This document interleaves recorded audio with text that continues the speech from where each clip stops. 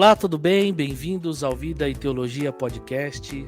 Nós chegamos ao nosso 5º episódio e o propósito é o mesmo: fazer teologia de forma simples, prática e intencional para abençoar pessoas e levá-las a servir a Cristo com alegria, intencionalidade e para a glória de Deus. Neste episódio, vamos continuar o bate-papo sobre missões. Afinal, a igreja é o povo de Deus em missão na Terra.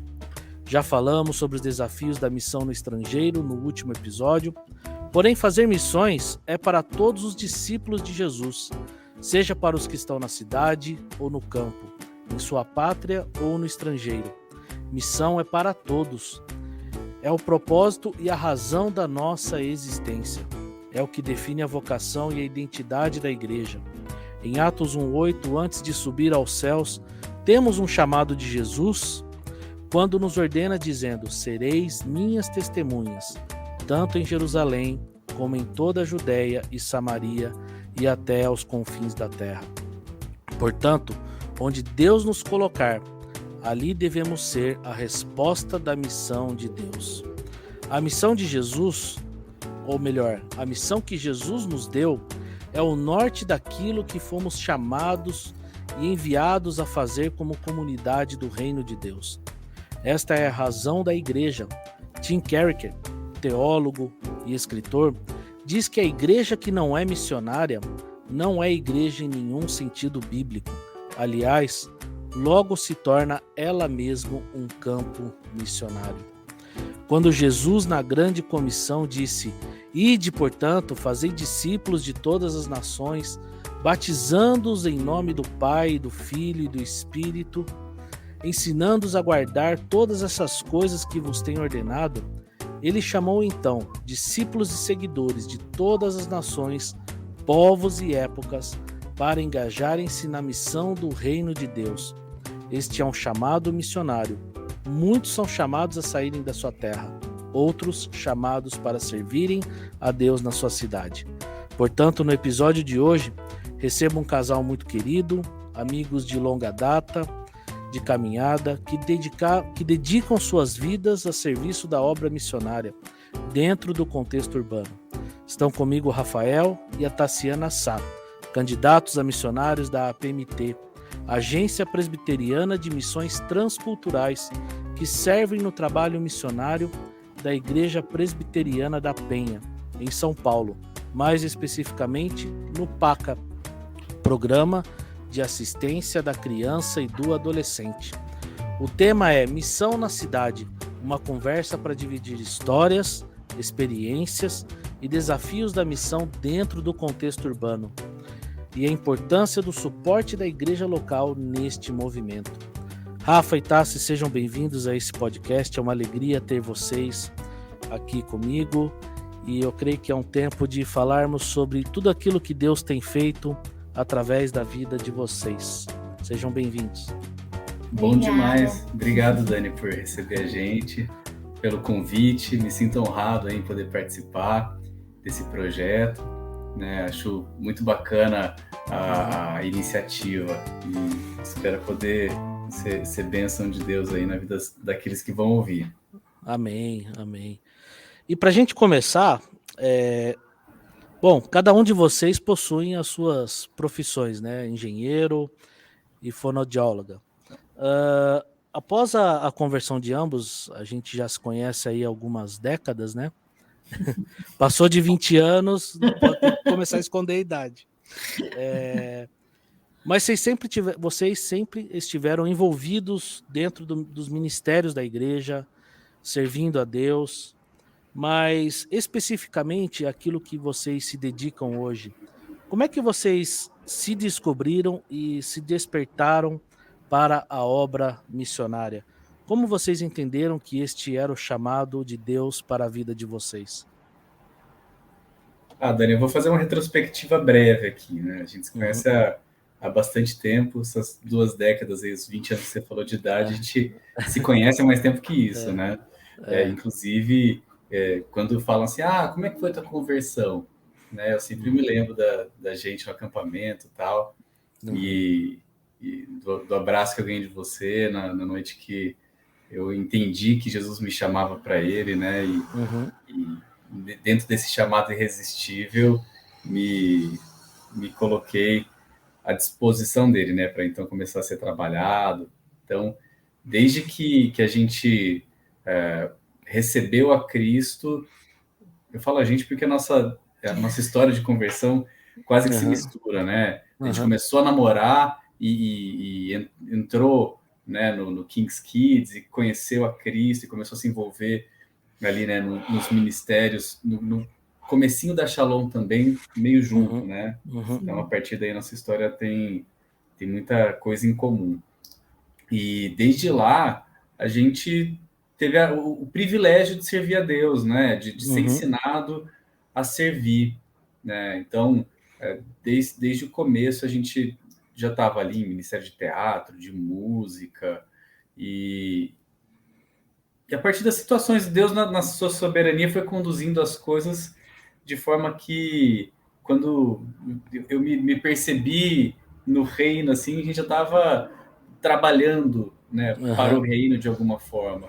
E isso, ao longo do tempo, foi se encaminhando para um serviço não só dentro da igreja, mas a comunidade também, né? Uma inquietação que eu acho que é comum a nós dois é que a mensagem do evangelho não deveria parar em nós, né? Não é algo para dentro da igreja, mas é também para fora. Então, a alegria de servir a Deus e de conhecer a Deus sempre foi compartilhada, né? Não só, de novo, dentro, né, servindo nos ministérios da igreja, mas entre os amigos, os familiares. E o clique, assim, né, para servir mais especificamente,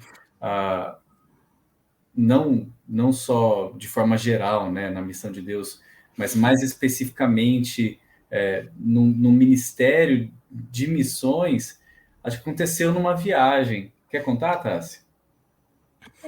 É que, assim, é difícil falar que teve o clique, assim, né, nessa viagem, mas a gente...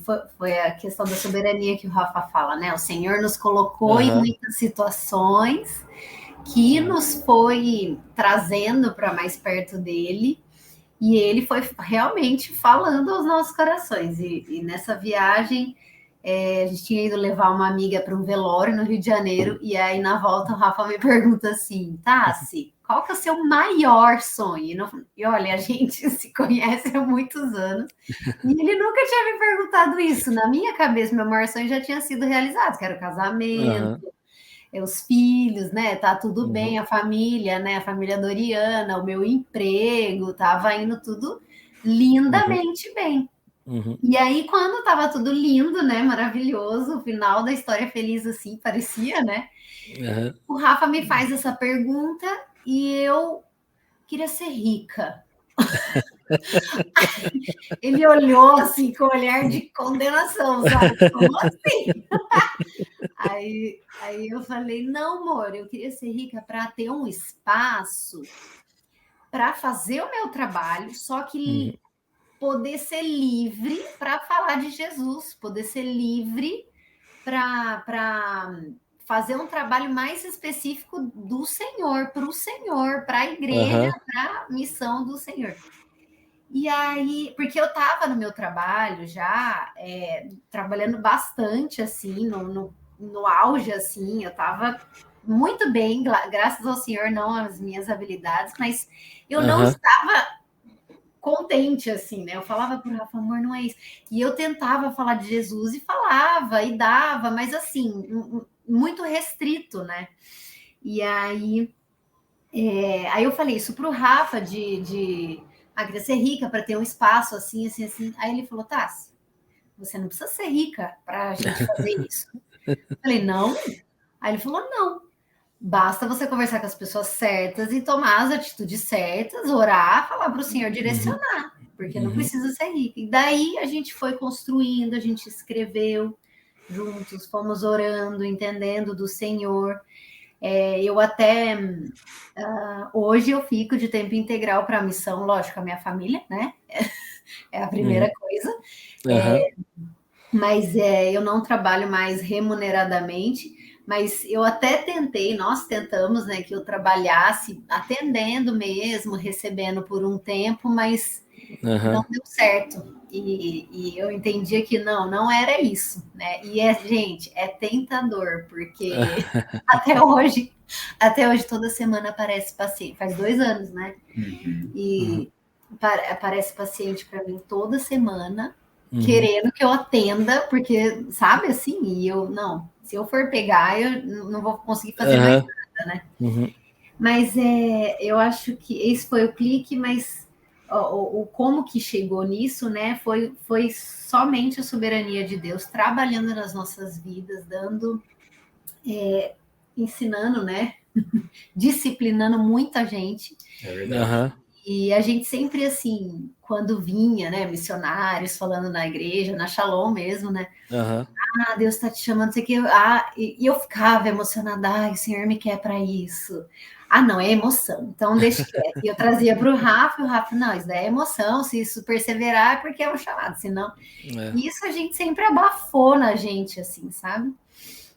Mas no nosso dia a dia a gente ficou cansado de abafar isso, e o Senhor não deixou, e Ele nos chamou, e, bom, não sei se eu vou comer as próximas perguntas, mas a gente veio para São Paulo, uma cidade, acho que a última cidade que a gente viria, se fosse me perguntar, porque, São Paulo é muito grande, eu gosto do mato, sabe?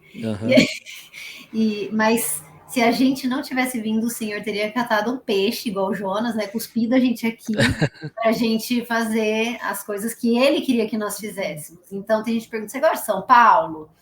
Não. A gente responde não.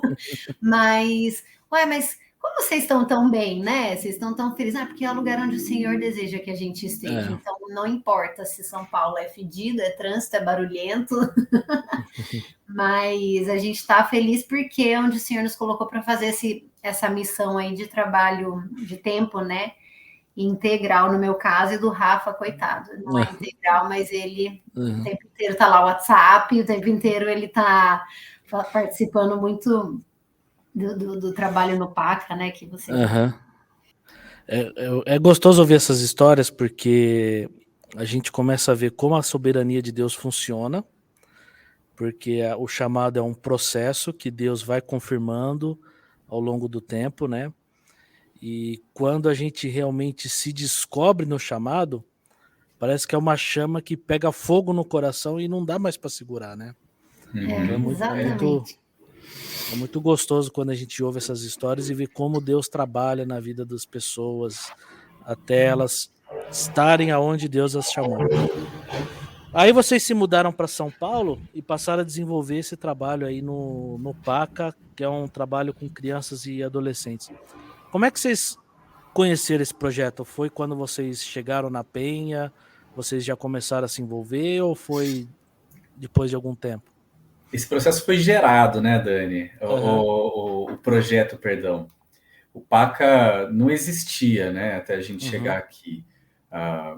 Inclusive, nós não temos também mérito, né, falar, somos os pais do PACA.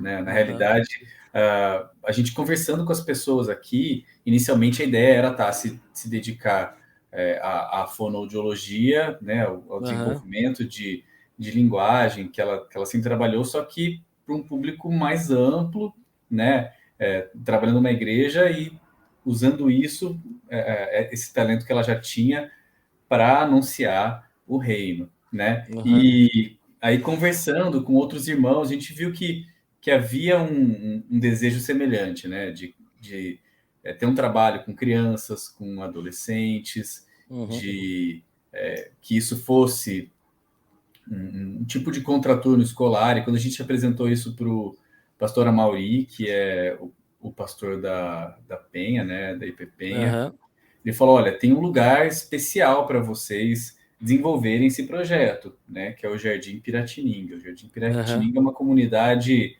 espremida aqui entre a linha do trem e o Parque Ecológico, na realidade uma invasão do Parque Ecológico Antiga, e que tem muita criança lá. A comunidade hoje é dominada pelo tráfico, já faz um tempo, né? Então, a gente entendeu que se nada fosse feito lá, muitas crianças fatalmente cairiam lá no tráfico, né? Que era a expectativa e a experiência de sucesso que eles têm lá, né? De domínio, de poder. Então, se a gente não anunciasse que é um poder maior do que o das trevas, muito provavelmente muitas pessoas estariam perdidas lá. Então, a gente começou a desenhar esse trabalho, né? Com crianças e adolescentes no formato de contraturno escolar, mais especificamente ali, inicialmente, né? Nessa comunidade. E, de novo, Deus, na sua soberania, começou a fazer o trabalho crescer, mesmo nos primeiros dias dele ali, né? Teve, assim, um monte de situação que permitiu que o trabalho acontecesse. Uma delas foi a própria pandemia, né? Porque as pessoas, não estando necessariamente ligadas ao trabalho ou à escola naquele momento, né, que estava tudo parado, elas tinham disponibilidade para ir lá na comunidade, conversar com as crianças, abençoar as crianças com o tempo delas. Então, isso foi muito importante no começo. Isso também permitiu que a gente tivesse muitos contatos, né, dentro da igreja, inclusive outros lugares desejando ter trabalhos semelhantes. Então, o PACA já nasceu em outros lugares, né? Esse programa não se limitou, então, somente à comunidade ali do Jardim Piratininga, mas já nasceu funcionando em outros lugares. Legal. E quais trabalhos que vocês têm desenvolvido lá hoje? Vocês realizam algum trabalho específico? Quais são os programas que o PACA tem trabalhado com as crianças? O PACA tem duas vertentes, né? A social e a evangelística, né? Não tem como você separar, se você for assistir, né, um período lá, você vê que não tem distinção, porque a gente educa com a Bíblia, educa com o Evangelho, educa com a palavra de Deus. Então, tem essas duas vertentes, que são duas, porém o trabalho é bem homogêneo, assim, sabe? Então, não só o fato de pegar um versículo e relacionar com a atividade pedagógica, não. A própria pedagogia que a gente usa, né, a nossa abordagem, educação por princípios, que tem muitas escolas que utilizam. A gente, na nossa igreja, tem a doutora Inês Borges, que ela tem ainda um outro livro, uma abordagem ainda mais profunda do que a educação por princípios, que é a educação para a integridade, que você entra em todas as áreas da vida de uma pessoa. Então, a gente usa aqui em casa com os nossos filhos, e para a nossa vida também, de entender os princípios bíblicos e aplicar em todos os momentos da nossa vida. Então, não tem essa dicotomia, né, de vida educacional e vida com o Senhor. A educação é para o Senhor, é pelo Senhor e é por meio dele, né, que ela se dá. Então, a gente tem esses dois objetivos, educacional e espiritual, não só com as crianças, mas de alcançar as suas famílias. Então, graças a Deus, né, que tem nos dado a possibilidade de ver, a gente já tem 2 famílias que já são das nossas 35 crianças, 2 famílias já estão na igreja conosco. Eu penso que é bastante. Uma pessoa já estava valendo, na verdade. Ou nenhuma, né? Às vezes o Rafa me lembra que anunciar o evangelho não é só para salvação, mas às vezes para condenação. Você pode estar anunciando lá, né? Então, mas é uma alegria poder ver o fruto, né? Então, nós temos 2 famílias vindo e algumas se achegando. Temos muitos testemunhos, tanto questão de desenvolvimento das crianças, quanto testemunho do Senhor agir. Tem uma que está em discipulado, que está para se batizar, então já é uma terceira aí, né? Legal. Isso a família, né? Porque as crianças, você fala, gente, a coisa mais gostosa é trabalhar com crianças. Você fala, eles acreditam, pronto. Então, Eu mesma, a primeira vez que ouvi de Jesus foi com 8 anos de idade, e aí me falaram que, tendo Jesus no coração, você ia para o céu. Eu concordei, achei o máximo e falei, era aquilo. Entretanto, voltei para casa, não tinha pais cristãos, né? Não tenho, infelizmente ainda, em nome de Jesus, mas não me acompanharam aí nessa conversão aí, né? Aos 8 anos. Mas depois, aos 16, quando eu cheguei na Shalom, nossa, era isso. Era isso, eu já me senti em casa no primeiro dia, né? Por quê? Porque com 8 anos de idade já foi plantada ali uma semente, foi só jogar água, né? Então, voltando aí no PACA, né? Trabalho com criança, com as famílias, e como o PACA está dentro de um programa maior, né? Um projeto maior de plantação de igreja dentro desse bairro. Antes não tinha, né? O PACA começou antes da ideia de plantar a igreja, mas aí viu que não só o PACA, mas tem outro ministério lá funcionando também com cesta básica, com PG, né? Que é célula, grupo pequeno, grupo de oração. Como viu que a coisa estava crescendo, então pronto, virou um projeto de plantação de igreja e o PACA está dentro. Legal. Então, como o projeto é de uma igreja multicultural, então o PACA agora ele tem as vagas dentro dele, né? Que a gente trabalha com vagas, que são crianças constantes, né? Para a gente conseguir não só evangelizar, mas discipulá-las e acompanhar suas famílias. Metade das vagas são de estrangeiros e ou filhos de estrangeiros, né? E metade são de brasileiros. Por que a gente teve que limitar assim? Porque brasileiro, a gente é brasileiro, eles são brasileiros, eles chegam, já confiam na gente, deixa o filho lá, tá tudo certo. E estrangeiro fica com o pé atrás, tem a questão da língua, tem muita dificuldade, principalmente dos haitianos, né? Que falam o crioulo, não é o angolano que fala o português. De entender o horário, o dia, mas o que é isso? É obrigado aí? Então, assim, é um trabalho bem difícil, mas a gente tem esse foco aí na transculturalidade, que foi por isso que a gente entrou em contato aí com a PMT e tem estudado aí as missões transculturais, porque ali é multicultural, né? Então, é isso. Legal. Seria o fato de ser uma missão, mesmo dentro da cidade, transcultural, seria esta uma realidade que vocês não esperariam encontrar, ou já era esperado que vocês encontrariam essa realidade de ter pessoas, por exemplo, do Haiti, da Angola, envolvidos nesse projeto? Ou melhor, a partir do momento que vocês se engajaram nesse trabalho missionário, qual é a realidade que vocês não faziam ideia que vocês iam encontrar? Por que eu digo?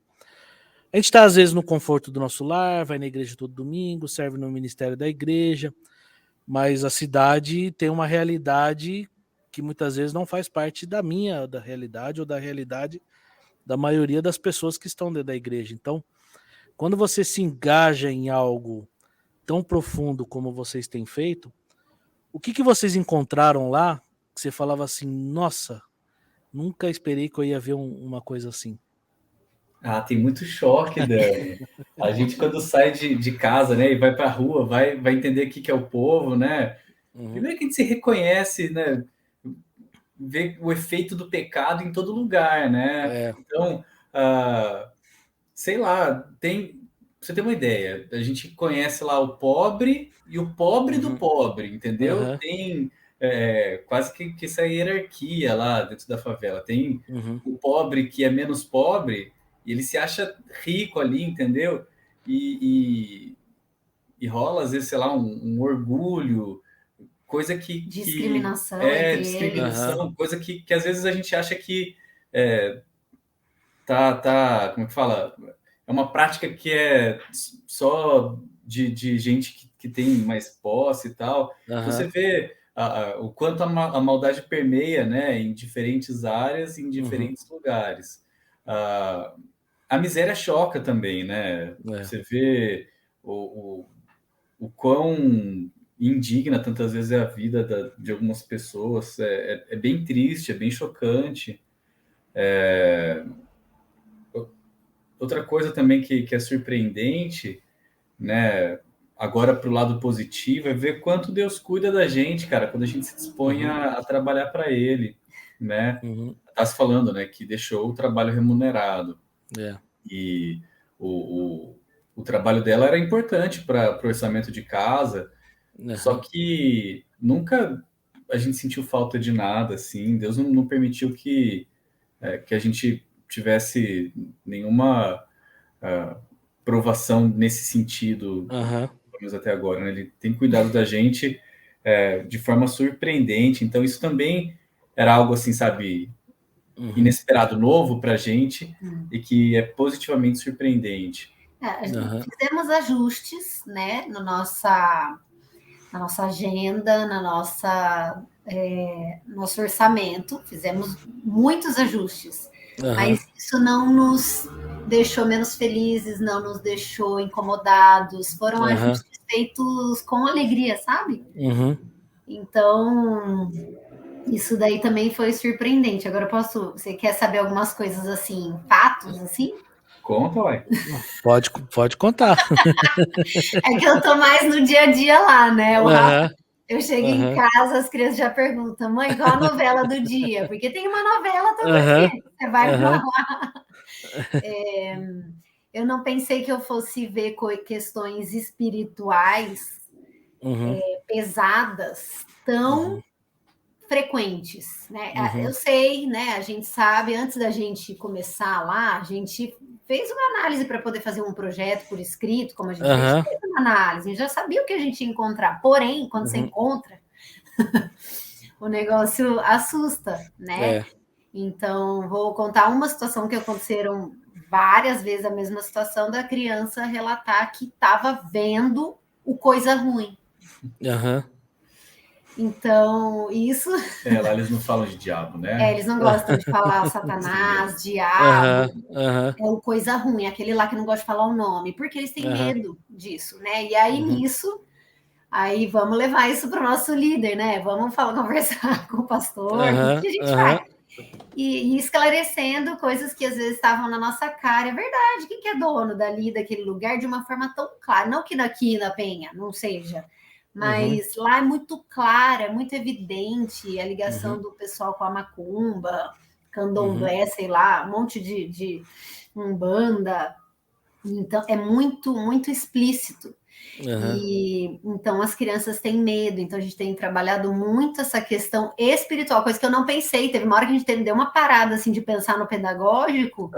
Não, volta para o espiritual, vamos decorar um monte de versículo. 1 João 4,4, maior é que está em nós do que aquele que está no mundo, porque a criança está com medo, ela está indo dormir com medo. Então ela viu o negócio, e eu não duvido que aquilo tenha acontecido, e depois não consegue dormir. Isso daí é uma coisa legal para a gente conseguir chegar nas famílias. Então, o Senhor também, essas lutas, né? O Senhor fazendo para que a gente chegue nas famílias, né? Isso eu não pensei que fosse acontecer tão frequentemente. Outra coisa que é interessante, que eu sou muito medrosa. O Rafa, não sei, acho que ele é mais, né, centrado. Eu já sou, nossa, muito medrosa. Eu nunca tive medo de entrar no bairro. E é um bairro que a gente tem que tomar cuidado, né? Não tive medo, não tenho medo. Teve dia que teve tiroteio lá para o fundo 2 vezes, teve tiroteio. Tá, está na hora de você ir embora. Tá bom, já deu meia hora mesmo, 5 horas, crianças. Vão para casa e vamos. Então, vira e mexe tem isso, tá cheio de polícia no bairro, tem que tomar cuidado. Vira e mexe tem essas coisas, mas... E eu, a medrosa das medrosas, não tenho medo, né? Então, isso é coisa do Senhor mesmo nas nossas vidas, né? Agora, questões de se a gente ia ver tanto estrangeiro, a gente já sabia que lá tinha, né? Apesar de a gente não ter feito uma análise antropológica profunda, até mesmo que a gente foi estudar isso depois que chegou lá, porque quando a gente chegou, a gente chegou antes de entrar no CFM, que é o curso de formação em missologia da PMT, mas aí o pastor Mauri falou, vocês têm que estudar, corre estudar. No mês seguinte a gente já tinha começado a fazer o curso para conseguir entender e trabalhar melhor, sabe? É o Espírito Santo que faz, mas a questão dos estudos tem ajudado muito a gente a entender, e principalmente a entender que, independente de nós, o Senhor é soberano, você pode se planejar o tanto que for, e às vezes eu fico, nossa, as coisas têm acontecido, e eu nem pensei nisso, o Senhor está mandando, o Senhor está fazendo, né? É muito legal isso daí também não...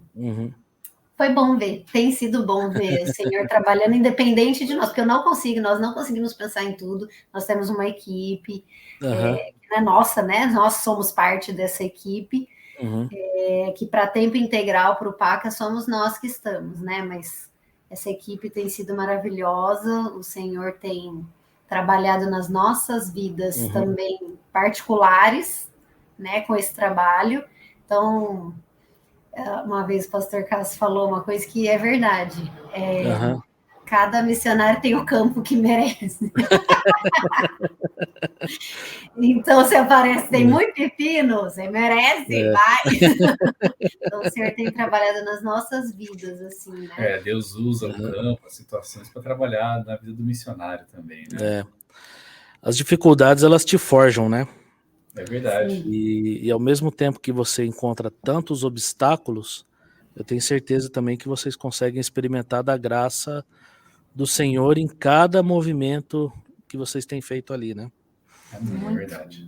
Agora, a gente acompanha o trabalho assim de vocês aí, o que vocês têm feito, as notícias que vocês enviam, vocês compartilharam aí alguns dos desafios que têm acontecido ali. Agora, qual que é o maior desafio que vocês sentem quando se faz missão com crianças e principalmente aquelas que chegam de outras nacionalidades?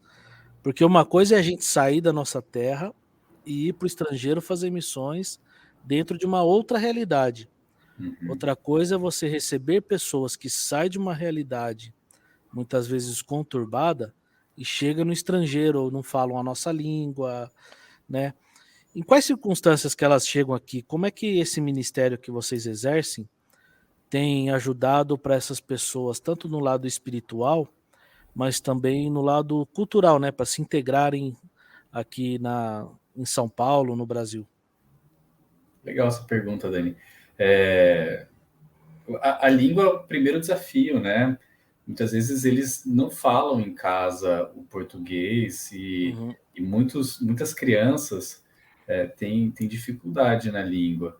Mas, assim, a parte desse desafio, eu vejo que o desafio do trabalho com criança é como o desafio com o trabalho com criança em qualquer igreja, que é ter gente para trabalhar, cara. É um trabalho que, por vezes, é desgastante, é cansativo, eles têm muita energia, eles demandam bastante atenção.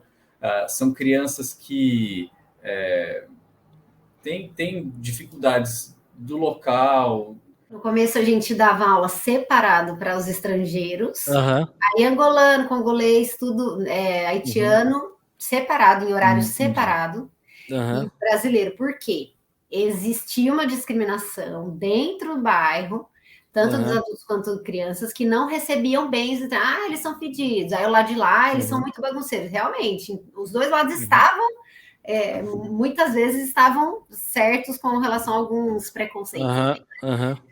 Mas nada que justifique a exclusão. Nada que justifique a exclusão, definitivamente.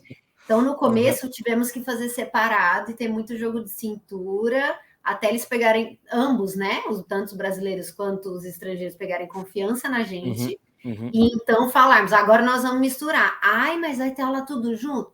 Sim, você quer? Então, a gente ainda tinha, assim, a facilidade que se tem em lugares mais pobres, em ambientes como os de comunidade, é que a gente sempre consegue um ponto de contato oferecendo alguma ajuda. No caso ali, vamos ser bem justos e verdadeiros, assim, que eu vou deixar minha criança lá por um tempo, não vai estar na rua, eu fico tranquila e aí me dá um sossego. Então, isso é o que chega de início na cabeça das famílias, isso não tem como negar. Então, eles já desejavam estar lá conosco. E aí, quando ganhou confiança, né? Então, tá vendo? Tudo é estratégia de análise mesmo ali. Pronto, ganhou confiança. Agora você fala que então você não vai poder ficar, mas todos ficaram. Aham. E tem sido muito bom, assim. Tem famílias com mais dificuldade de aceitar o estrangeiro ainda, né? Eu acho Uhum. que isso vai ser sempre assim como do estrangeiro, de aceitar também algumas atitudes dos brasileiros que também são bem Aham. complicadas. Os estrangeiros que vêm, eles vêm de famílias um pouco mais, não vou nem falar estruturado, mas um pouco mais Tradicionais. tradicionais, papai, Aham. mamãe, filhinho. Os Aham. brasileiros que estão ali na comunidade, eles nasceram ali, estão ali há gerações, então já são famílias com dificuldades Aham. socioeconômicas antigas, então elas já estão mais bagunçadas. É mãe com Aham. filho morando com vó, com mãe só, aí ou mora só com avó, Uhum. não tem mãe, ou não sei quem está preso, é uma confusão a família dos brasileiros. Uhum. Tem uma tendência, não é 100%, mas é grande, 80%, que são famílias mais desestruturadas, né, se puder Uhum. usar essa palavra. E a dos estrangeiros, não, eles estão vindo fugidos de uma situação muito ruim e quase que repentina. Então, muitos pais chegam formados em engenharia, formados já Aham. pós-graduados e chegam aqui e estão nessa situação. Então, Uhum. são famílias que têm uma visão, uma cosmovisão ali da própria família, da própria educação dos filhos, diferente dos nossos que estão aqui Aham. brasileiros. Então, até esse choque aí, são coisas que a gente tem que entender. E tem uma facilidade quando vem o estrangeiro, que eles estão no nosso ambiente e é bom para eles conviverem conosco Aham. como nós somos.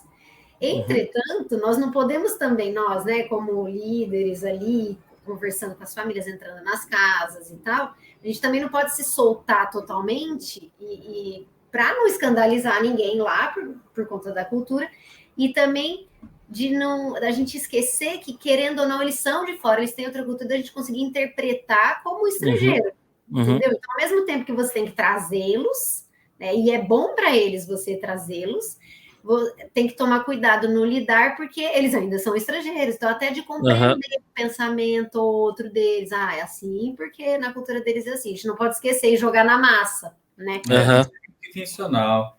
A gente cometeu também algumas gafes no caminho aí, né? A gente foi para uma reunião, por exemplo, com um grupo de africanos e ao final da reunião a gente falou, vamos fazer um registro aqui, vamos tirar uma foto. Não, eles que quiseram, né? Sei lá, de quem foi a iniciativa, mas enfim. Foi o líder deles. E aí, todo mundo juntou na foto assim, e a gente viu que as mulheres estavam de fora, e a gente ficou, vem, vamos tirar foto, né? E elas não vinham e tal, aí a gente entendeu que na cultura deles lá, eles que depois tiravam primeiro os homens com os homens, as mulheres com as mulheres, a interlocução era o homem com o homem e a mulher com a mulher, e depois a gente foi entender isso, né? Então, isso influenciou na nossa forma de lidar com eles. Né? Então, eu falo com as mulheres e o Rafa com os homens. Coisa que a gente... Eu estava conversando e, né? Mas é bom respeitar algumas... alguns detalhes que facilitam ali a interlocução, né? Mas eu ia comunicar, eu estava falando, né? Eu acho que um dos desafios grandes também que a gente tem lá, a parte da língua, é gente para trabalhar mesmo, né? Que acho que é o desafio de qualquer ministério infantil. Tá na Bíblia, né? Tá na Bíblia. Os campos estão brancos, porém... A seara é grande, os trabalhadores são poucos. Pois é. Vamos orar para Deus mandar mais gente. Sim. Com certeza. Agora, ir para o campo missionário, ele envolve toda a família, né? A gente não é chamado para a obra sozinho. Então, o marido, a esposa, os filhos têm que estar envolvidos. Vocês já falaram um pouquinho como é que foi o chamado de vocês e, pelo que eu entendi, foi algo que vocês compreenderam juntos que Deus estava chamando vocês. Exato. Mas como é que vocês introduziram esse chamado na vida dos filhos? A gente vê que a Maitê e o Bernardo estão envolvidos, às vezes, né, vendendo pano de prato para ajudar nas missões, tudo. Como é que tem sido o envolvimento deles? Como é que eles compreenderam esse chamado na vida de vocês? Cara, faz parte da educação deles, né? Então, cada vez que a gente está indo lá para um grupo pequeno, para algum trabalho, para um culto, a gente está inculcando na mente deles, olha, nós estamos em missão, né? Uhum. Sejam sal, sejam luz, sejam bênção, as pessoas estão Aham. olhando para nós e estão esperando que a gente testemunhe aqui de Deus. Então, a gente tem que trabalhar para isso, né? No começo, a gente achou que ia ter alguma resistência dele, alguma dificuldade maior, né? Porque eles estavam deixando a escolinha deles, tal, se mudando para uma cidade diferente. A gente morava na rua dos meus pais, a minutos ali da casa do meu sogro, da minha sogra. E hoje, apesar da gente estar próximo, né? Campinas está 1h30 de São Paulo. Antes estava a 2 minutos. Tem alguma distância aí. E, assim, a gente entende que o Deus que chama é o Deus que cuida dos detalhes, né? Chama a família toda. E ele permitiu que essa transição, essa mudança fosse muito tranquila, que eles assimilassem bem a nova rotina, a nova escola, o novo lugar. A gente saiu de uma casa com quintal para um apartamento, né? A gente morava num lugar que a gente podia deixar o portão aberto e sair, caminhar na rua tranquilo. A gente está num prédio aqui no meio da avenida, então foi uma mudança de alguma forma radical, mas ainda assim muito tranquila, graças a Deus, né, Tassi? De forma prática, a gente contou para eles, explicou o chamado, né? E graças a Deus, Deus nos fez educá-los sempre na igreja, dentro da igreja, sempre indo na casa de todo mundo e sempre entendendo essa questão. Então, não foi um baque para eles entender que o Senhor trabalhou nas nossas vidas para a gente fazer essa mudança, né? Então, eles já tinham isso, né? Eu acho que isso é importante na hora de educar os nossos filhos, que a gente nunca sabe, né?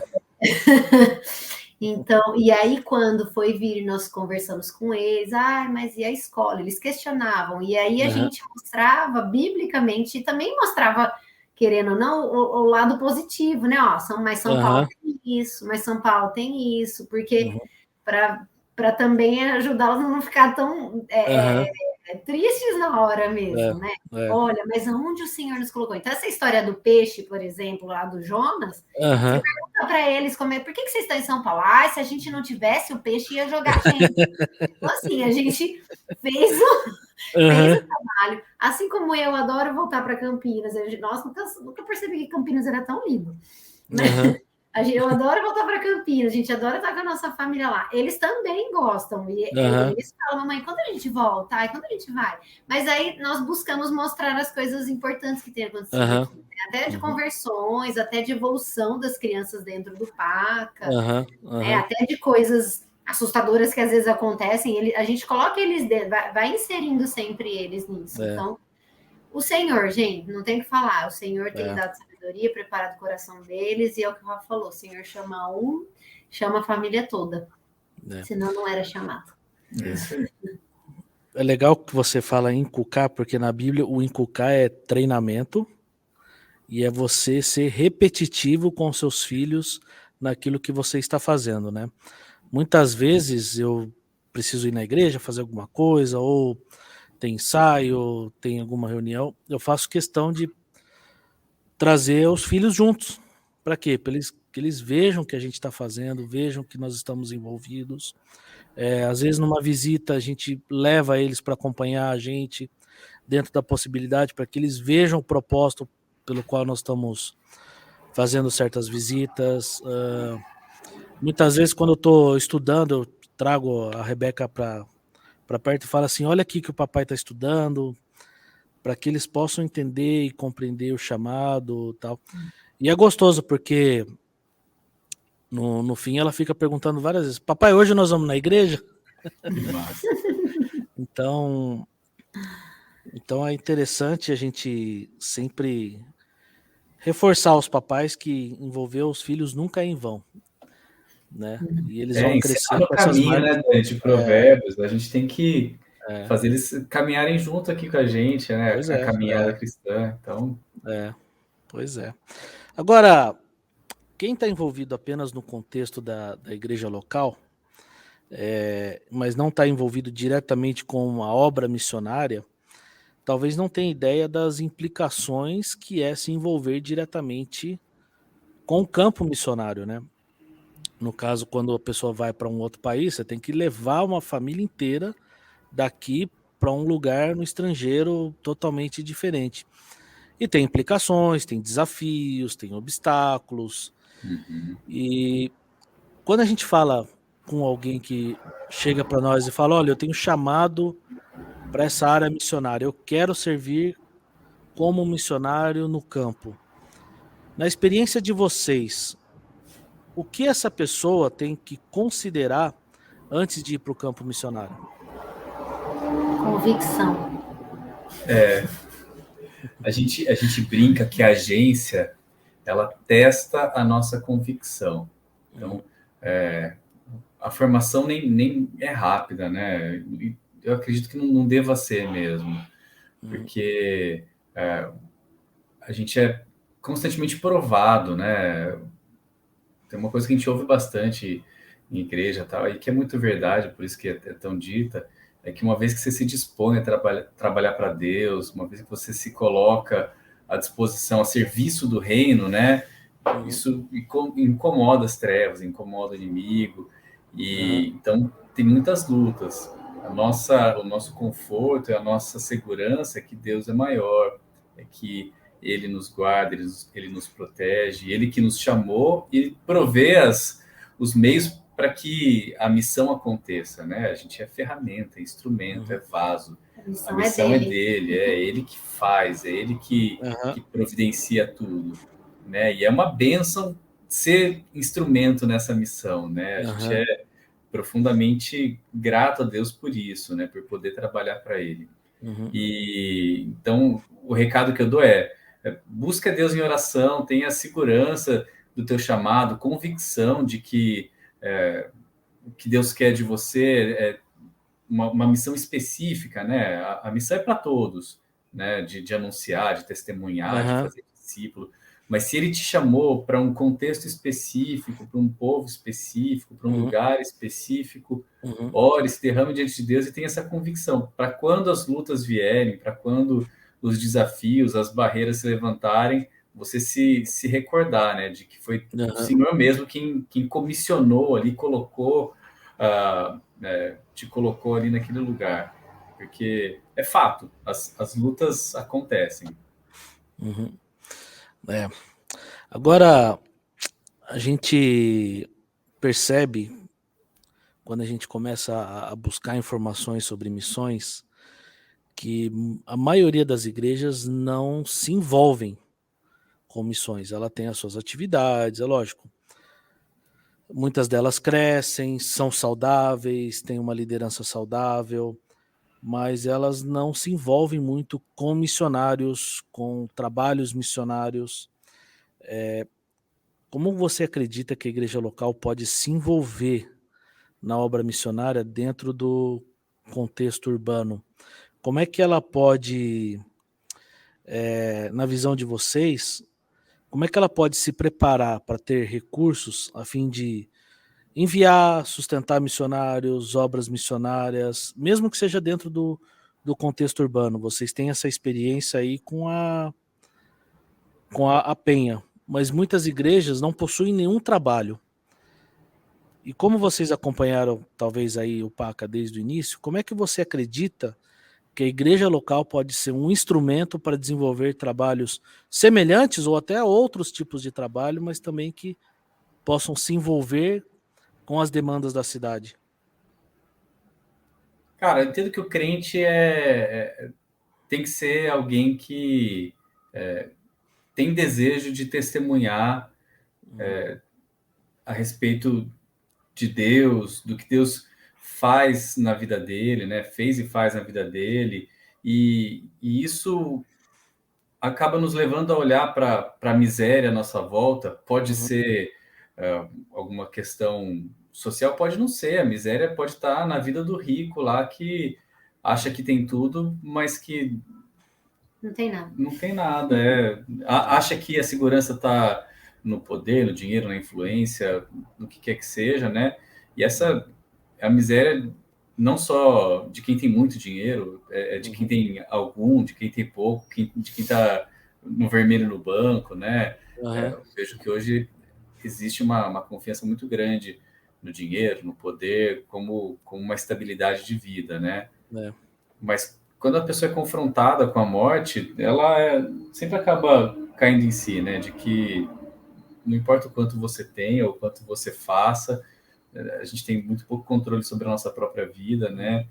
E muitos temem, né, a morte. Então, a gente não pode se acomodar diante dessa miséria do mundo, né? De que quando confrontado pela morte, aí a maioria não sabe o que fazer, não sabe para onde correr. Então, acho que o crente tem que ser sensível o suficiente para olhar em volta e ver como que eu posso servir esse povo aqui que é miserável, é carente da graça de Deus, e como que eu posso mostrar que Deus é a resposta para essa miséria, né, para essa carência, que Cristo é a resposta. Então, a partir daí, o crente incomodado, né, sai para anunciar, sai para falar, sai para ir de encontro a essa necessidade do povo que está em volta. E se a gente não fizer isso, a igreja é só um clube, né? É uma comunidade interna que, como você falou no começo lá, é campo missionário, vai precisar ser evangelizada ali. Então, vejo isso como uma marca do verdadeiro cristianismo. Assim, quando o crente entendeu que o que é ser crente, né? Ele vai, de alguma forma, se incomodar com a miséria do povo que o cerca. Posso responder de forma assim, prática? Pode. Acho que se chega um pastor, né, um líder, querendo que a igreja acorde para isso, acho que entender a história das missões é importante, né? Missiologia na Bíblia, a Bíblia inteira é missionária.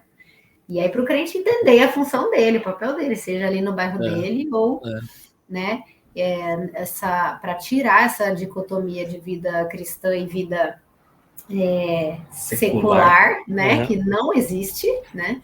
É uma cosmovisão que a gente tem que ter, buscar a cosmovisão de Cristo.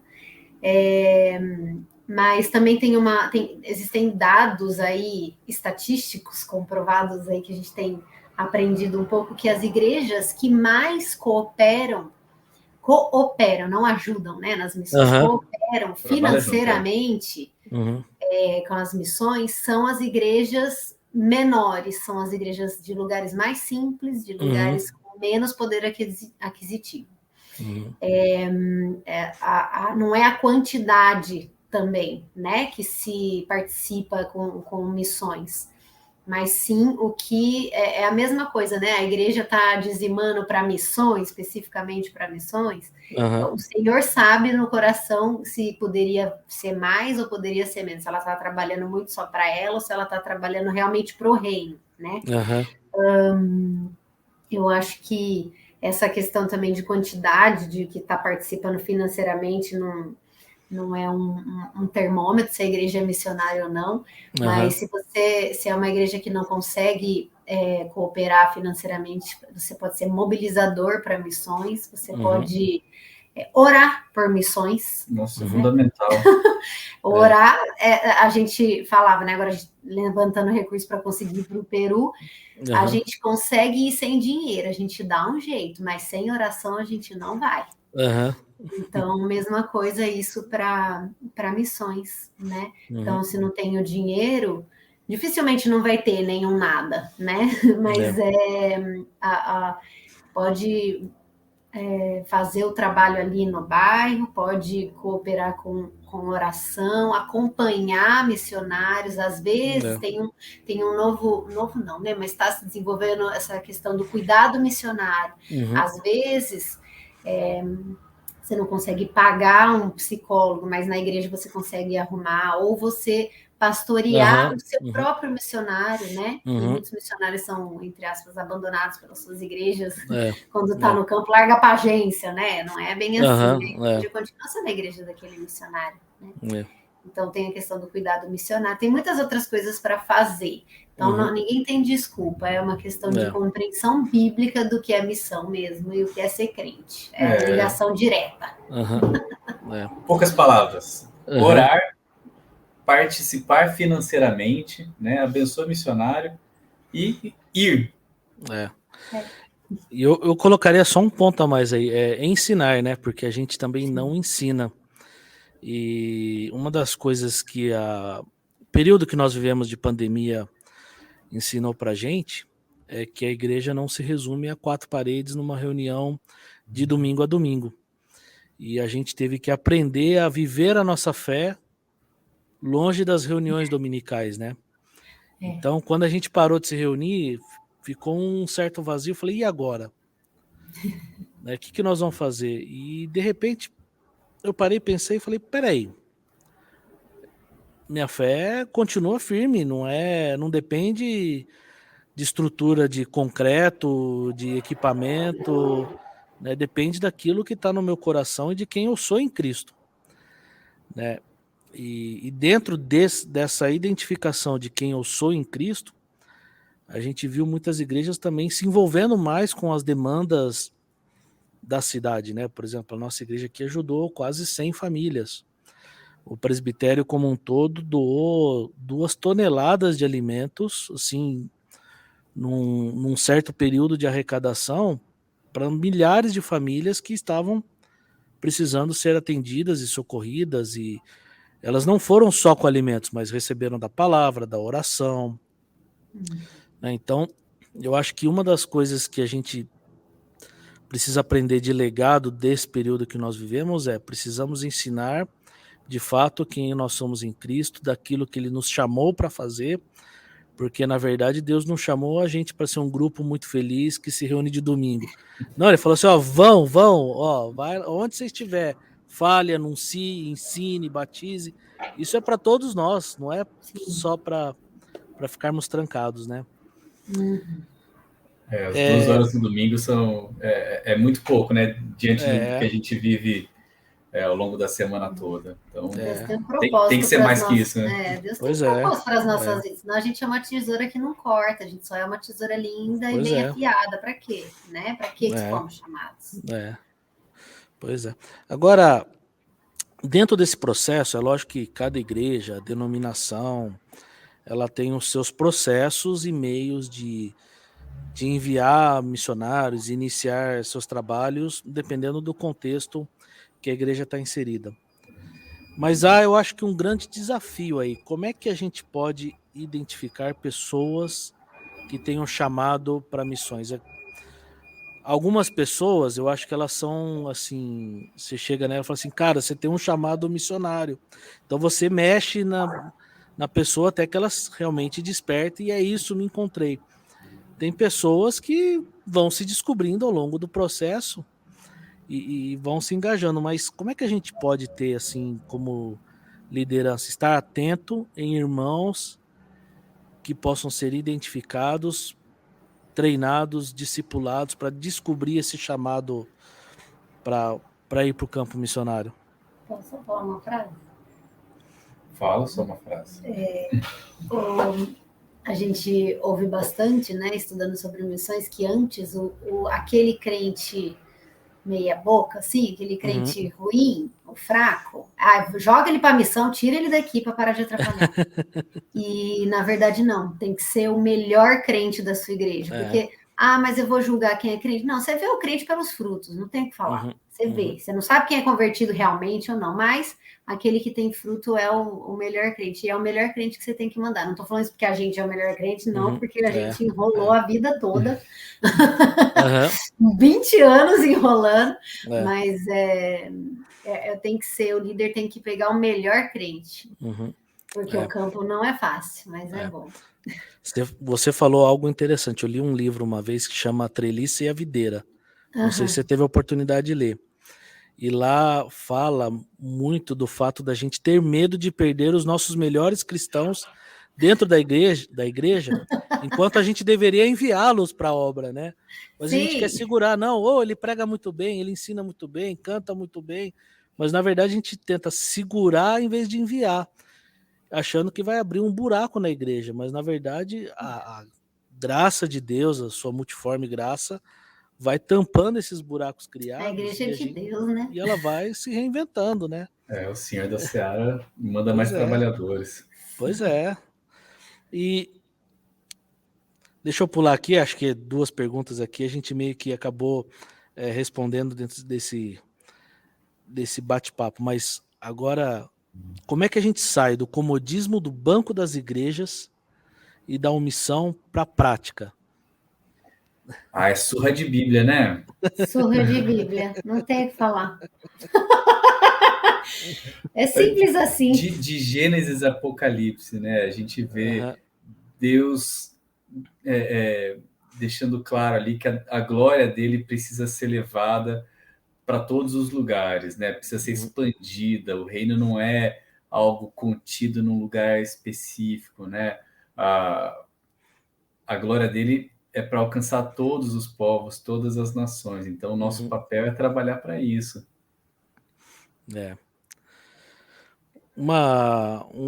Agora, voltando um pouquinho mais específico para o trabalho, né? No campo missionário, a gente tem que lidar com o contexto do qual nós estamos inseridos. E nós vivemos num país muito grande, com diversas realidades diferentes e complexas. E a Tássia até falou um pouquinho aí no começo que ela foi estudar um pouco o que o pastor de vocês falou para estudar isso, para vocês entenderem o contexto, entender o comportamento das pessoas até no aspecto antropológico, né? Sim. O quão importante então para vocês é conhecer o local onde vocês estão servindo? Vou dar um exemplo. No começo, a gente achava que era muito importante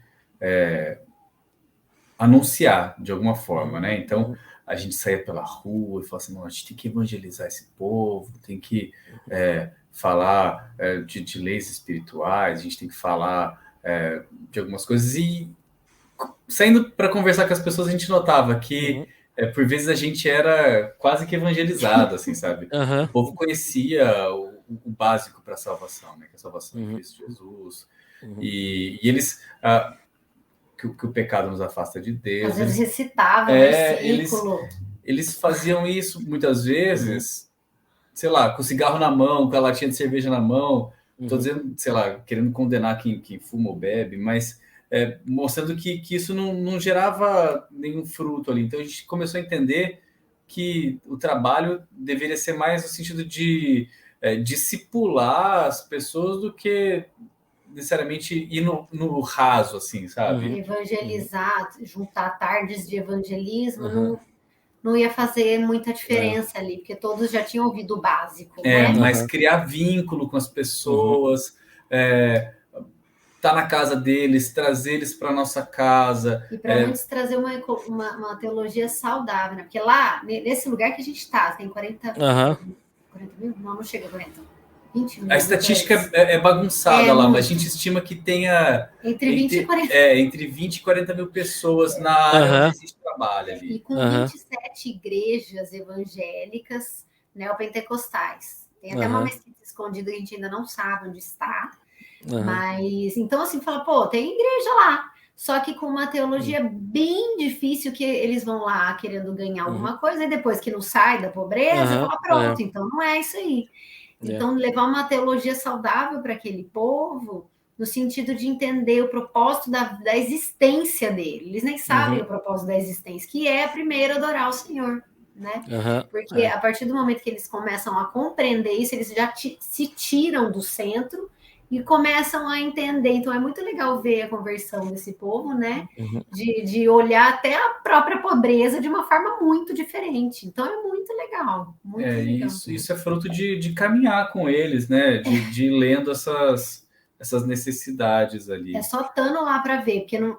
Lá é todo mundo evangélico naquele bairro. Se você fizesse só um censo, né? todo mundo é evangélico, mas se você não andar lá, não vivenciar lá, você não ia nunca saber isso. Né? Então...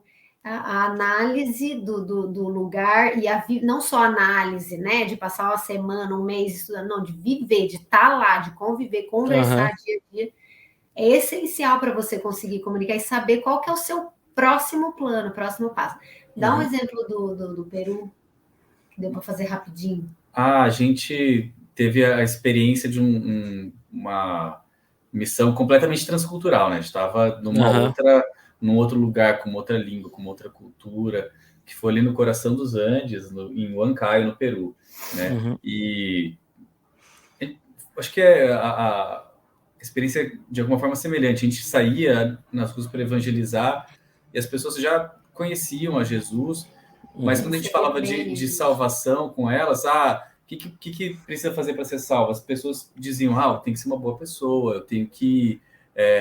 eu não posso errar, eu não posso pecar. E sempre analisando o pecado na casca, assim, né? Então, algumas atitudes que são visíveis, né? Mas não cuidando do coração. E aí a gente pode falar da graça de Deus, falar que a salvação é somente por Jesus, é um presente, que a gente não tem o que faça para merecer, porque ninguém consegue viver sem pecar. E apesar deles acharem, olhando na casca, né, que dá para viver sem pecar, quando a gente começa a confrontar, né, e fala um pouco do Sermão do Monte, né, o quanto Jesus expande ali o conceito, né, de que é traição, do que é assassinato, de como que o nosso coração é uma fábrica de ídolos, uma fábrica de maldade, né? E a gente é completamente dependente de alguém para nos salvar. Parece que as pessoas foram, assim, sabe, ficando meio sem chão. Peraí, então é isso, né? E que a conversão gera frutos, porque nosso país é 80% cristão. Como? E tá do jeito que tá? Então, pera lá. Né? Então, acho que não é muito bem cristão. Mas um outro exemplo que eu acho legal de dar é que a gente estava numa cidade maior, porém nada turística, tinha 400 mil habitantes, mas não era nada turístico. Então a gente chegava, a porta de entrada para chegar em qualquer pessoa era somos brasileiros, pronto. Já abriu um sorrisão, vai receber a gente, né, para falar o que quiser, a gente falava, orava, tudo bem tranquilo, né? Foi bem gostoso fazer evangelismo, pelo menos lá em Huancayo. Aí a gente foi para uma cidade 4 horas dali, bem difícil de chegar, muito. E bem pequenininha, no meio das montanhas mesmo, assim, e bem católica, bem fechada, bem tradicional, que a gente chegava, não adiantava você falar que você era brasileiro, que você era esse, que você era aquilo, não. Porque eles viam que você era de outra religião que não católica e já te cortava na hora. Então, eu nunca tomei tanto corte na minha vida, nunca tomei tanto quanto ali. Que é o que a gente deve encontrar aqui no Brasil, nas cidades pequenas mesmo, interioranas, né? Então, para evangelizar lá no Huancayo, para falar planta salvação, era 10 minutos no máximo, explodindo. Ali no Huanca Velica, era 1 hora, porque 40 minutos era só para conseguir conversar com a pessoa, quebrar o gelo. Então, acho que a análise antropológica que você disse do lugar é muito importante, para você saber como chegar, né? Também tem isso. É engraçado que você falou que há muitos evangélicos envolvidos com teologias que não condizem com a palavra de Deus, né? Infelizmente, a gente chegou ao ponto de ter que fazer missões dentro do meio evangélico, ou seja, nós temos que evangelizar os próprios evangélicos, né? E aí entra uma questão, o fato de vivermos em um país majoritariamente cristão, vocês têm sentido que é um facilitador ou um complicador para vocês levarem a palavra de Deus dentro desse contexto que vocês estão? A gente está, acho que mais atrapalha do que ajuda. É difícil, né? Você desconstruir algumas coisas. Eu acho que não tem muito fácil e difícil. Porque, às vezes, num lugar que nunca ouviram falar, também é difícil construir algo que nunca ouviram falar. É difícil chegar e falar lá no Iraque, no Afeganistão. Uma tribo indígena, né? No Afeganistão, de um Deus que se relaciona. Para eles, não entra na cabeça. Não existe a caixinha Deus que se relaciona. Então, criar isso é só o Espírito Santo. Você fala, mas é o Espírito Santo. Ao mesmo tempo que aqui você falar de um Deus de graça, também não entra na cabeça numa sociedade que é tão baseada na troca, como é que fala? No utilitarismo, né? Como assim ele vai me dar sem eu ter que dar nada, né? Então, eu não sei, eu não gosto dessa coisa, é mais fácil ou mais difícil. Eu acho que depende, você analisa e vê qual que é o principal desafio. Cada lugar vai ter um, eu acho que não... mas acho que existe um risco no dito cristianismo, né? De você achar que, não, então aqui não precisa fazer nada, né? Deus já chegou aqui, né? Mas às vezes sei lá, é mais um discurso do que uma prática, né? Então eu acho que tem esse risco aí numa comunidade dita cristã. E por vocês estarem numa metrópole, na maior cidade do país, isso traz um desafio a mais para vocês? Cara, eu vejo que tem muito modismo, né? A gente saiu para ir lá para Huancayo, parecia que a gente estava numa outra década, assim. A gente voltou no tempo. 70, 80. Tem muito modismo que parece que não chegou lá. Aqui o negócio é muito neurótico, né? E acho que por vezes... secularismo aqui, né? É interessante São Paulo. Assim, se você for ver na questão transcultural... Eu diria que São Paulo é uma Babilônia.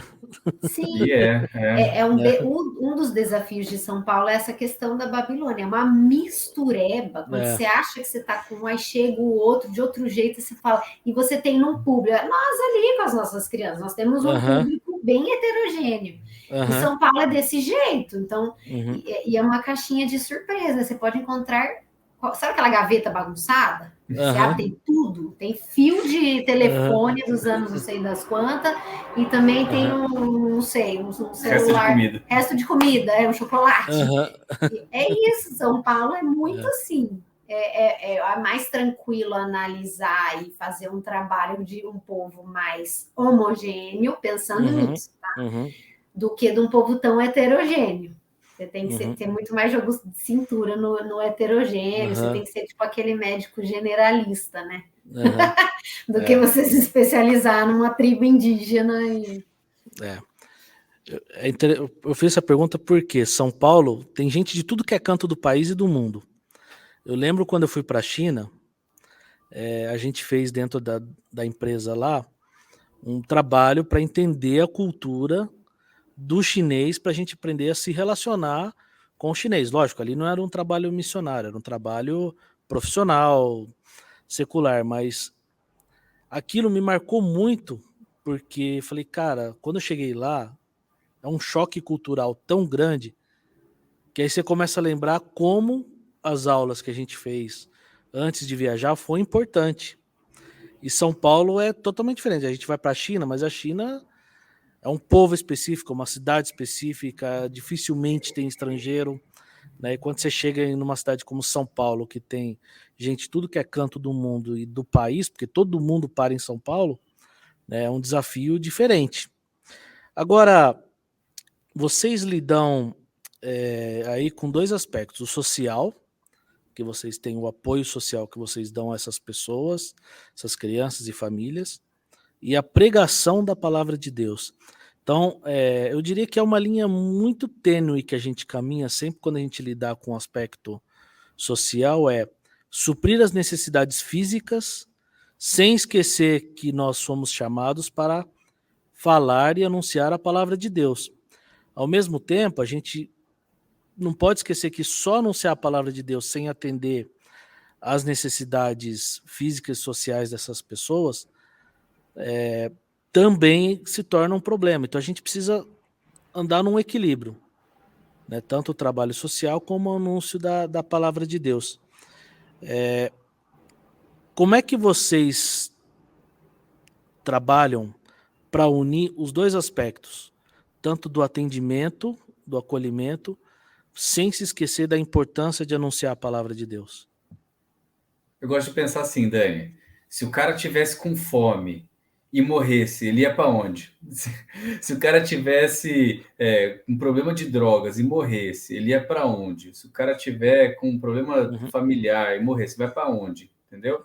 Então, a gente não pode se esquecer disso, né? Tá, eu deixei ele limpinho, bonitinho, bem vestido, aquecido, agasalhado, tá alimentado, mas não falei a palavra de Deus, ele vai morrer, vai para onde, né? Então, o que nos leva a querer alimentar, sei lá, tirar o cara da droga, e são todos os trabalhos que eu estou falando que existem ali, né?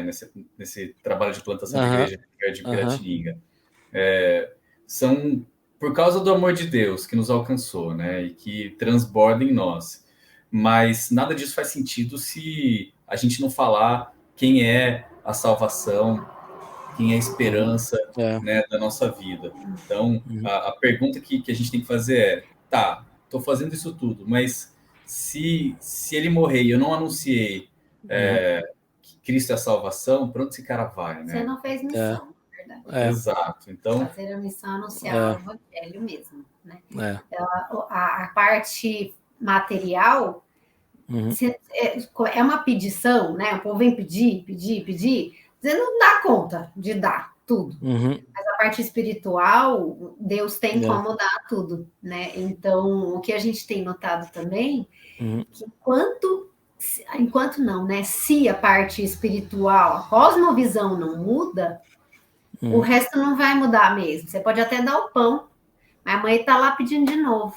E a dificuldade dessas duas coisas trabalharem juntas, né? A gente tem que sempre se policiar para não fazer.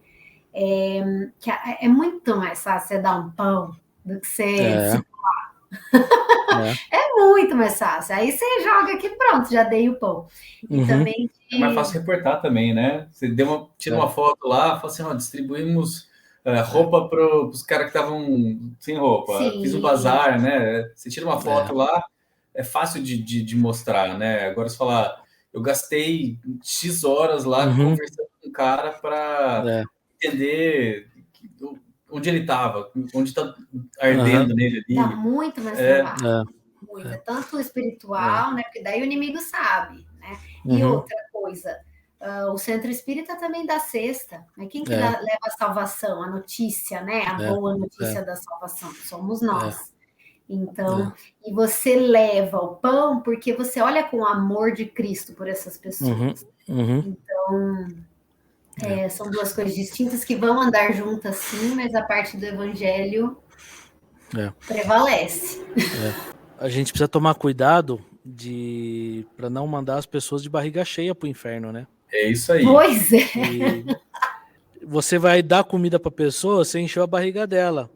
Mas na hora que você para falar do evangelho, você está entrando na identidade dela, em quem ela pode ser em Cristo, como ela pode encontrar paz. Então aí você mexe na identidade, na dor, né? É algo muito mais profundo. E nesse tempo aí que vocês estão servindo, você comentou já que o pastor Amaury falou, vai estudar. Aí vocês foram fazer o CFM, que é o Centro de Formação Missionária. Missiologia. Isso, missiologia, perdão. Quem são vocês antes e depois desse curso? O quanto vocês percebem que esse curso contribuiu para que vocês servissem hoje muito melhor, com mais excelência, do que no começo, quando vocês se engajaram nesse projeto? Conta aí, amor. É muito diferente a visão que se tem, né? A impressão é que quando a gente, antes de fazer, a gente fazia, mas fazia com o coração, uma coisa que Deus colocava, a gente fazia, porque tinha que fazer, realmente tinha que fazer, não tem que estudar primeiro. Eu não penso que tem que estudar antes de começar. O Senhor entrou em você, você vai mudar, né? Fazendo curso ou não, né? Mas quando você estuda, você pensa melhor, você bate menos cabeça, você é mais efetivo em muitas coisas que você faz, né? E o curso não só traz o estudo de missiologia e a teologia com a missiologia, né? Ele traz, sempre são missionários que ficaram muitos anos em campos transculturais que dão os cursos. Então, a parte que eles dão de testemunho... que é o que fica muito, assim, mais da metade que fica nas nossas vidas e que trabalha nas nossas vidas, e a gente vê como Deus trabalhou na vida deles. E isso traz, a gente traz a memória, essa vivência deles, E para a gente entender as coisas que têm acontecido conosco, entender como Deus é soberano, né? Então, assim, na Bíblia, né? O pessoal lá do Novo Testamento lembrava o que acontecia lá com o pessoal no Velho Testamento, libertou do Egito, não sei o quê. No campo missionário a gente lembra também, não, ó, aconteceu isso com fulano, não, tá vendo? Ó, ele já tinha falado que era assim mesmo. Então, essa questão dos testemunhos ajuda muito. E a parte de entender a Bíblia e como comunicar a Bíblia mais fácil para os outros entenderem, né? Para o estrangeiro, para o pessoal, porque ali no Pira, né, no Jardim Piratinga que a gente está, o pastor Cássio analisou não como uma outra cultura, mas como uma subcultura, né, que está dentro da nossa cultura. Eles querem, né, a tendência é sempre puxar para a cultura mesmo do pessoal de fora do bairro, mas tem muita coisa muito diferente, regras ali internas, né? Mas como comunicar com esse povo, né? Então, a parte de fono ajudou muito, né? Eu avaliei muita criança lá, muitos adultos, para ver até a compreensão de linguagem, como é que eles estão entendendo o que você fala, coisa simples. E a leitura escrita, você fala para ler a Bíblia, mas ele está entendendo o que ele está lendo? Então, tem muitas famílias ali que a gente orienta, por exemplo, a Bíblia em áudio, porque eu não vou esperar alguém alfabetizar, descobrir se tem algum transtorno de leitura escrita, sei lá, para a pessoa ler a Bíblia. Não precisa mais, né? Não é que não precisa ler, pelo amor de Deus, mas... Então, essas adaptações e também de não negociar o evangelho à medida que você quer adaptar a sua comunicação, né? Então, isso daí o CFM nos ajuda muito. Digo, nos ajuda ainda porque fica na... E a convivência com os colegas também, né? Os professores, com certeza, é muito rico, mas com os colegas... a gente é muito abençoado por caminhar junto com pessoas que a gente conheceu no curso e ver também, né, Deus trabalhando por meio da vida deles. Então, de novo, o testemunho dos professores, dos colegas, esse aprofundamento no que é missão, a missão é de Deus, em boa literatura também. Né? Acho que isso tudo vai trazendo também uma certa paz para o nosso coração, né? Você começa a entender que não depende de nós. Então, isso a gente aprende. E vocês consideram, então, esse tempo de preparo essencial para vocês darem voos mais altos na obra do Senhor? Sim, sem dúvida. De novo, a agência testa a nossa convicção, né? Então, acho isso importante, válido e é um preparo para que a gente possa também receber mais de Deus, né? Novos desafios. Sim. E não desistir, se algum dia a gente for, né, para que campo for, não desistir antes de nada acontecer, também não destruir a nossa família com essa questão, né? Então, essa questão do preparo é muito, muito importante, muito.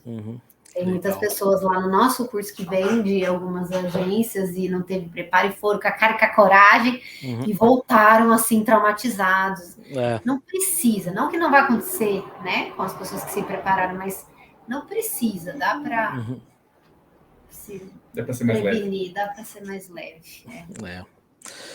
E parte desse processo foi vocês irem lá para o Peru. Fazer um período de estágio lá. Como é que foi essa experiência para vocês? O que vocês encontraram no Peru que vocês não experimentaram em São Paulo? Batata, tô brincando. Batata, eles têm centenas, sei lá, milhares de batatas lá, tipos de batata, mas não, muito mais que isso. A preparação para ir, Dani, já é uma escola. Já é o estágio. Já é uma parte do estágio, né? Primeiro, quando o desafio de fazer estágio apareceu, já parecia algo muito além das nossas capacidades, né? A viagem estava cara, o tempo parecia algo que não encaixaria, né, na agenda do trabalho lá. A altitude do lugar com criança. O frio, enfim, tinha um monte de preocupações, assim, sabe? Tipo, como é que vai ser? Como é que vai acontecer? Mas desde do momento que a gente falou, tá, entendemos que Deus está nos direcionando para esse estágio e para esse desafio, né? A gente viu portas se abrindo, coisas acontecendo, né? E à medida que a gente ia dando esses passos de fé, né? A gente não tinha o dinheiro para ir, a gente não tinha as condições para ir, não tinha ainda a confirmação de que a empresa me liberaria pelo tempo necessário para estar lá. E em tudo Deus foi se mostrando poderoso, né? Então, antes de chegar no estágio, a gente já estava maravilhado, né? De ver como Deus trabalha, né? E prover os meios para que aquele que ele chamou, né? Aquele que ele comissionou, consiga cumprir com a missão dada por ele. Né? E os irmãos, né? Participando. Orando pela gente, tanta gente que a gente não esperava, assim, sabe, entrando em contato e apoiando, encorajando. Então, isso foi muito rico para a gente, né? Eu estou falando que a gente nem tinha saído do Brasil e já estava nessa lua de mel com Deus, assim, sabe? Já estava provando, assim, sabe, da bondade do Pai, né? E lá foi muito bacana ver pessoas diferentes, de lugares diferentes, são vários estagiários, né, juntos ali, e com o mesmo propósito, né, com a o mesmo coração de servir a igreja ali no lugar onde a gente foi, de trabalhar para que aquela igreja fosse fortalecida, para que aquele ministério fosse encorajado, para que as pessoas ali daquela cidade fossem abençoadas. Então, foi muito rico esse convívio aí com esses irmãos no mesmo propósito, né? De ver o nome de Deus sendo engrandecido naquele lugar. Não esperava encontrar pessoas tão receptivas que fossem ficar assim, amiga, para a vida, sabe? De lá mesmo, os locais, né? Os locais, uma coisa assim. Legal. Pessoal muito maravilhoso. Se fala Peru, meu coração já faz coraçãozinho, assim, de um pessoal muito da graça de Deus mesmo. Tem muito amor ali naquele povo. Muito coração. E dentro dos diversos relatos que vocês mandavam durante a viagem, vocês contaram sobre uma pessoa que disse as seguintes palavras na mensagem que vocês mandaram. Ouvindo suas palavras, compreendi que somente Deus pode resolver esses meus problemas. Um dos grandes desafios que a gente tem no ministério é o fato de lidarmos constantemente com o sofrimento humano e os seus questionamentos. Por isso a gente precisa estar equipado com instruções bíblicas para podermos orientar pessoas para que encontrem esperança em Cristo. Sim. Como é que a resposta dessa senhora lá no Peru entrou no coração de vocês de tal forma que vocês possam ter isso como motivação para continuar a caminhar em frente? Não sei como, foi Deus. Porque a língua, gente... Primeira coisa, a língua. É espanhol, para as pessoas pode parecer fácil, mas é difícil, né? Você conseguir aconselhar uma mãe desesperada, né? Quem é mãe vai entender. E depois de falar, e ela mesma falar, e aí eu falar comigo. E ela mesma chegar à conclusão, é soberania do Senhor, é entender a graça. Você é uma coisa assim, doida, sobrenatural, né? Porque você só se dispõe, você é o instrumento, não é a gente. Então é um conforto para o nosso coração de entender que independente da gente ficar se matando de estudar, não que não tenha que fazer, né? Nosso coração... apologia. Não, não estudar. Não, o Senhor sabe do nosso desejo de fazer o melhor, de estudar sim, de fazer, mas chegando lá, quem que sabe aqui espanhol fluente? Quem sabe o que está passando na cabeça dessa peruana, Jesus amado, o que vai falar? Eu nem me lembro o que a gente falou. Eu não lembro mesmo, mas assim, o Senhor falou o coração dela, para ela ter revelação que o Senhor que abriu os olhos dela, não é o que a gente fala. É Deus que tira o véu, né? Ele que se mostra. E é muito gostoso ver isso acontecendo ao vivo ali, né? Sim, e é muito legal ver Deus trabalhando. Isso, o Senhor não deixa a gente desanimar. E essas coisas que aconteceram deixam a gente motivado mesmo. E é para deixar os irmãos motivados de se você é uma tesoura, você tem que cortar. Vai lá, só vai. Deus vai fazer você funcionar, entendeu? Então, nós somos crentes com um propósito, aqueles que são chamados segundo o seu propósito. O propósito de Deus é da gente anunciar, da gente falar, e lógico, dar o nosso melhor, né? Que não é o melhor, mas... E o Senhor que vai fazer, quando Ele quiser fazer. Porque muitas vezes também a gente fala, trabalha, discipula, a pessoa vai lá e faz uma coisa muito louca. Você fala, jogando fora, quanto tempo, Jesus, eu gastei. Porém, a gente entender a soberania e a teologia boa, né? E a missiologia boa. Entender que o trabalho não é nosso. Você fez, mas não é você que vai fazer dar o resultado. É muito gostoso ter esses testemunhos para nos motivar. É engraçado, você me fez lembrar de um testemunho de um pastor que ele estava tentando falar de Jesus para um ateu. E falando de Jesus, convidou, as palavras agradaram ele, mas não quero compromisso. Mas foi na igreja, ouvi esse pastor pregar, voltar para ele e falou assim, tendo nada, não quero saber disso, mas continua indo. De repente, chegou um domingo, não era esse pastor que pregou, foi um outro, foi lá e pregar.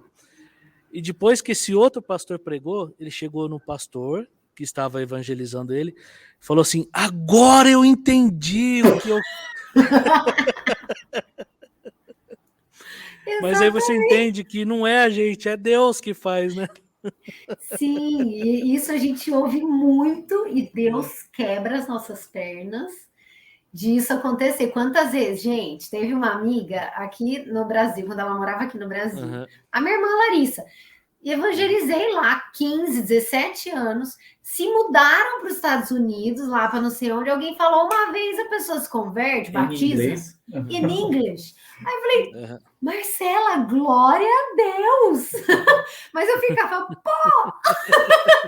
Não é a gente, né? É Deus nos confortando, né? É aliviante, na verdade. É aliviante. Imagina se dependesse da gente ia ficar fazendo um grande esforço e tal, e graças a Deus não é a gente. Né? Ainda bem que eu não sou Deus. Tirar esse peso que não é nosso, esse fardo de Cristo. Pois é. Não é nosso. Agora, uma das experiências mais marcantes que eu diria no ministério é você ver pessoas se entregando a Jesus. Eu falo que reunião de novos membros na igreja é a reunião mais gostosa, principalmente quando é um novo convertido, porque você percebe e vê a evidência de que Jesus está vivo, que ele continua operando e transformando vidas. Quando vocês entraram nessa obra tão importante e vocês começaram a experimentar de pessoas reconhecendo o Senhor Jesus como seu Senhor e Salvador, como tem sido essa experiência para vocês de verem pessoas se encontrando com Jesus? É festa, né, Dani? E é muito massa ver a vida da pessoa mudando de verdade, né? Ver a agenda mudando, aquela sede de conhecer mais de Deus, sede de conhecer a palavra, a pessoa aparecer em tudo quanto é programação. A roupa mudando, as palavras, a face mudando, né? Nossa, é festa, cara. Eu acho que fortalece muito a nossa fé, ajuda muito, né? A primeira conversão que eu vi, assim, que o Senhor me usou para fazer foi da minha irmã, da Flávia, faz o que, uns 15 anos, não sei. E aí, há um tempo, ela se desviou e ela mudou completamente, virou muito pior. E aí, ela voltou para o Senhor, graças a Deus, e mudou muito. E a minha família, olha, né? A minha família que não é crente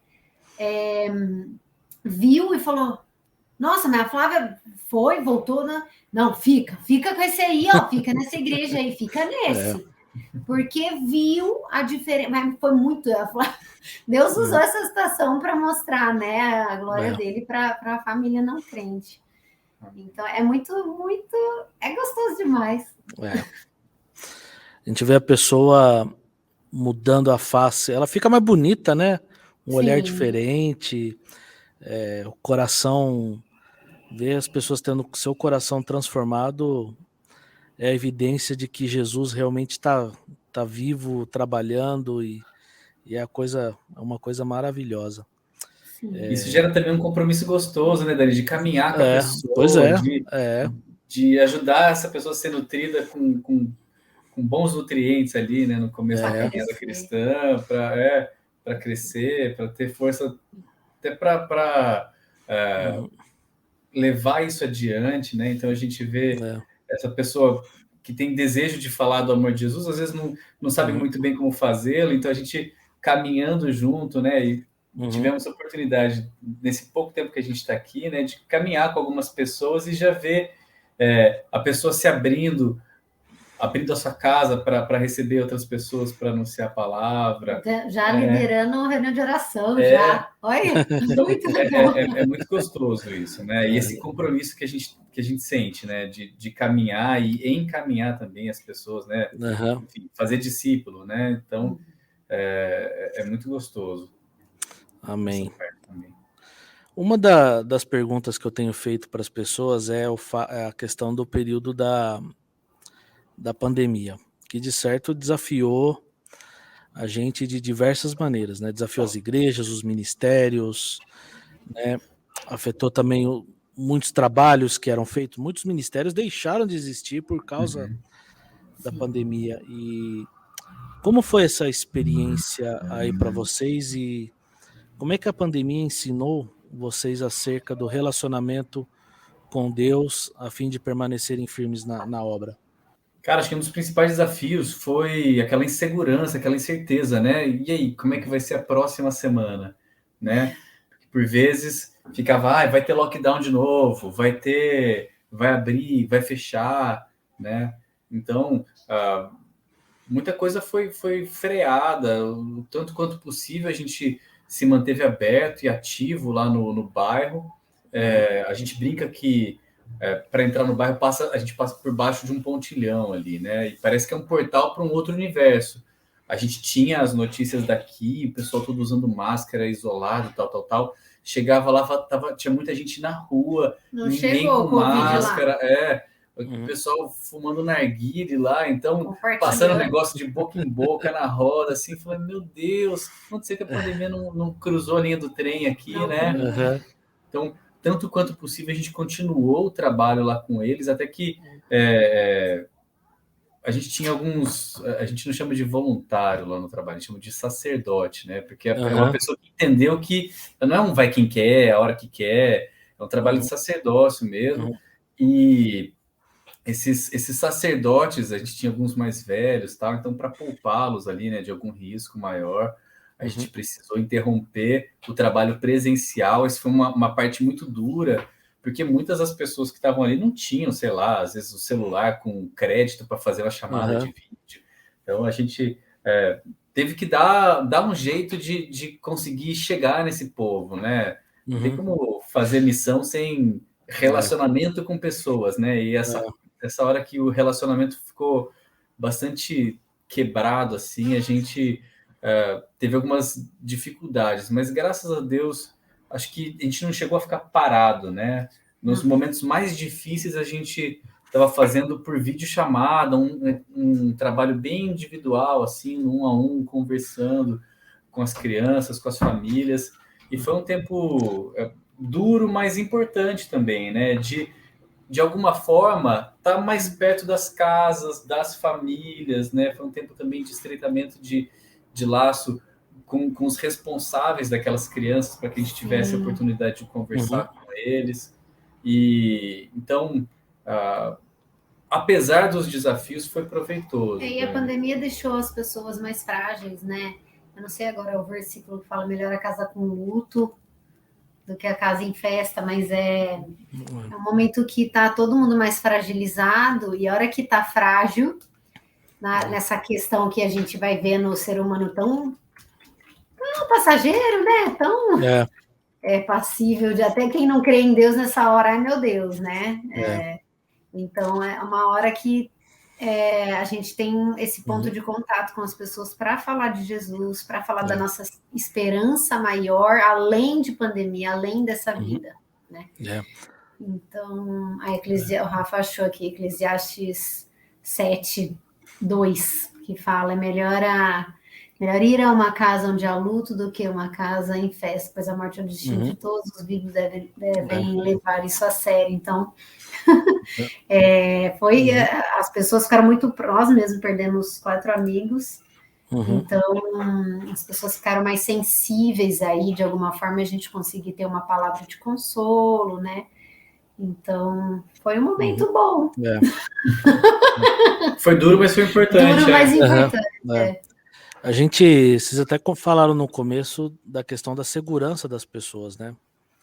E a pandemia mostrou que não tem ninguém seguro na Terra, né? Então, morreram pessoas desde as mais necessitadas até as pessoas mais abastadas, né? Então, o doente, o saudável, né?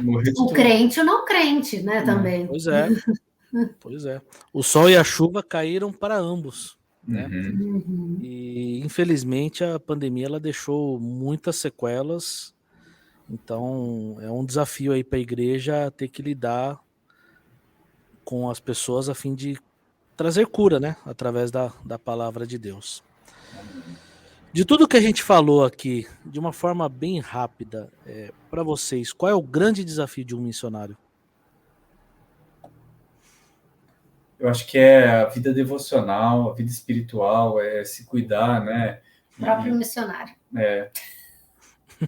Porque às vezes o cara sai na gana de fazer, de acontecer, de anunciar e se envolve no trabalho, na vida das pessoas e acaba negligenciando, às vezes, a própria casa, a própria espiritualidade, a própria saúde. Esse é um desafio, né? De temperança, de confiança em Deus, porque às vezes a pessoa acha que vai mover alguma coisa pela própria força e nessa acaba se descuidando da vida com Deus, né? Do básico, de orar, de ler a Bíblia, de ter um tempo devocional. Então, eu acho que é semelhante também ao risco de um pastor, de alguém que se dispõe a servir, né? É deixar de lado a vida devocional, as práticas espirituais, né? Então, tomar o cuidado para a gente não ser ativista, né? Exato. Não faça isso, missionário. O mais difícil no campo, a gente fala que está no campo, né? Que a gente mudou de casa, a gente está numa realidade bem diferente. E acho que o maior desafio somos nós mesmos, né? De acharmos, às vezes, que é a gente que vai fazer. Aí é o primeiro erro, e é o principal erro, porque sem querer a gente faz isso. Não é por querer, não. É muito em oração. Às vezes, nem em oração a gente não está com intimidade com Deus. Deus faz algumas coisas para mostrar que não é a gente. Eu acho que nós somos os nossos principais obstáculos aí. Vigia, crente. É isso aí. E vocês já pensaram em desistir? E aí, como é que vocês se motivam a permanecer firmes no campo? Há um texto que diz, quero trazer à memória aquilo que me dá esperança. Então, dentre o pensamento em desistir e lembrar daquilo que o faz permanecer firme, como é que é? Cara, o começo foi muito duro pra gente, né? E com certeza, a gente já se viu assim, Deus, será que é isso mesmo? Será que eu achei que eu tinha convicção, mas não tinha? Eu achei que era só voz, mas não era, né? Será que não era isso? Parece que as coisas não estão caminhando, parece que está dando errado, parece que tem tanta oposição, né? E é o choque, né? Essa hora é importante estar junto de gente crente, irmãos que reconhecem também, né, na gente o chamado de Deus, que acalmam o nosso coração, que tiram a gente desse ruído, né,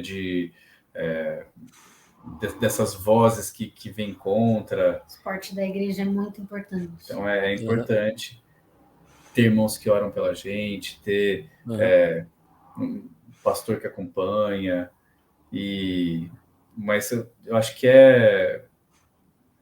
além disso tudo, isso que você falou, Dani, né? Isso que a palavra de Deus fala pra gente, né? Quero trazer à memória aquilo que me dá esperança, lembrar do motivo pelo qual a gente está aqui, do motivo pelo qual a obra é feita, né? Não é fácil, nunca é fácil, né? Então, acho que é uma coisa que Deus vai deixar, porque vai trazer memória que dá esperança, né? Eu lembro um dia que eu estava tão chateada, e que eu falava, Rafa, não consigo orar. E aí eu falei, eu consigo escrever. Então eu escrevi a oração, eu nunca mais li ela, mas eu escrevi e falei para Deus me mostrar. E no final das contas, era assim, não é do seu jeito, é do meu jeito. E você vai aguentar o que for para aguentar essas coisas, e não é para os outros, é para mim. E foi um jeito bem de Deus quebrar, mas é coisa nossa com Deus mesmo, né? Até isso, a graça de Deus para a gente não desistir, é Deus que segura a gente mesmo, por isso. Mas saber que tem um Deus que está com a gente, né? E saber que o trabalho é dele, e às vezes não é desistir, mas o que aconteceu com a gente, né? Não é desistir, é mudar o jeito, né? Então, e ser flexível diante do Senhor, não orgulhoso, para fazer do jeito que o Senhor quer fazer e não a gente. Acho que isso tem ajudado a gente no dia a dia, né, amor? Sempre em frente. Amém. Sem desistir. Amém. Bom, estamos chegando aqui no final e eu quero fazer um bate-pronto aí com vocês, assim, resposta rápida. Qual livro da Bíblia que vocês mais gostam? Difícil, cara. Eu gosto muito de Gênesis. Gênesis acho que tem sido. Gênesis. Boa. Salmos. Não, Gênesis. João. Não, eu Gênesis. Eu gosto de Neemias também, gosto muito. 3 pregadores que vocês gostam de ouvir. Heber Campos Júnior. Eu gosto muito de um cara que não é da grande mídia, é da igreja, que a gente tem caminhado com ele. Reverendo Cássio. Ele é um expositor fantástico, assim, da Bíblia, com muita Cássio clareza. Silva. Cássio Evangelista Silva. Muito. Mais um. Você gosta do John Piper? Não, eu gosto, mas assim, eu gosto também do pastor Juliano, ele dá bem na... Legal. Eu ouvido bastante a Mauri Oliveira. Temos ouvido bastante, né? Esse aí vocês têm ouvido todo domingo, né? Muito bom esse menino. Sim. Um livro que marcou a sua vida e caminhada cristã. Cara, tem um recente que eu sempre erro o nome dele, Missão Primordial, né? Sim. Isso, do pastor Shum, que eu achei muito massa. É muito bom. É um livrinho pequeno, assim, sabe, que é fácil de ler e é muito bênção. Fala o seu aí. Meu Ego Transformado, do Tim Keller. Bem petitico. Legal. Quase não é um livro, né? É uma Mas pregação. Eu já li várias vezes e eu continuo falando dele, que é excelente. Simples e... Tudo que vem do Tim Keller vale a pena para mim. Tem um Multiplique do Francis Chan, né? Que é muito bom também. Que foi um marco ali para começar a entender a Bíblia como uma história conectada e tal. Então, legal. Tem um pastor, teólogo ou missionário que é a sua principal referência ministerial? O Cássio que eu mencionei, o Ronaldo Lidório também é um missionário, um missiólogo fora da curva, assim. No Lidório a gente não conhece a vida, assim, mas... Não, a gente conhece material, conhece... Sim. Devocional, mas o pastor Cássio, a gente te dá o privilégio de caminhar com ele e ver a ortodoxia, a ortopraxia. Deus, né? Na pessoa, assim, não a pessoa Deus, mas você vê Deus na vida da pessoa, é muito...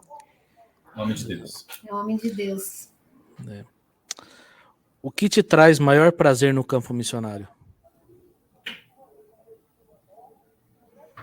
Acho que ver conversão mesmo. Ou ver Deus e soberania de Deus em todas as coisas.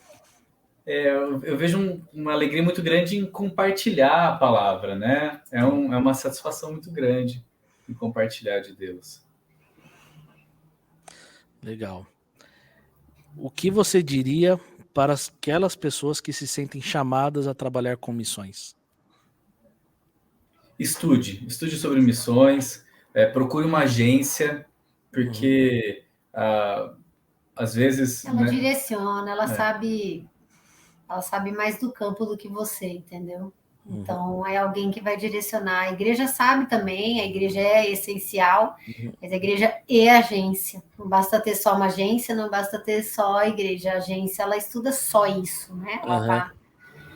E mais uma coisa, eu não sei se era um preconceito meu, ou se é mais generalizado, missões, sempre imaginei assim, sabe, um cara sozinho em algum canto, né?